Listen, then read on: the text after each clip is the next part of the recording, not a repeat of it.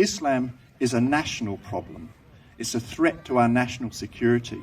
That's why I want our federal government to take over the regulation of mosques. Mosques are not the same as churches. They are not used just for worship.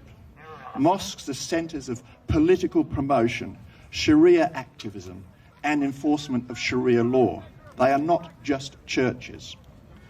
Some fundamental aspects of Sharia law are unlawful according to our own Australian civil and criminal law. They teach sexual discrimination against women. They teach underage marriage. They want to lessen the value of women in the society compared to men.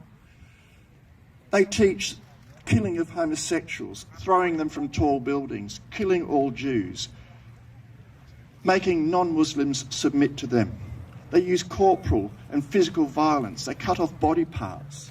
They endorse and promote female child mutilations. They are barbarians. They're 1,400 years behind the time. They still think that they should kill people who simply disagree with them. Muhammad's first mosque was the centre of his power to create his totalitarian ideology, his empire. And every mosque that is built around the world mimics what Muhammad did in his own first mosque in Medina. They declare jihad. They issue fatwas against people who speak out against Islam. They send out armies. They impose Sharia. They declare the inferiority of non-Muslims. They pronounce death sentences against people that write books or draw cartoons. They commit violent acts of jihad by sending out terrorists. They teach young people terrorism.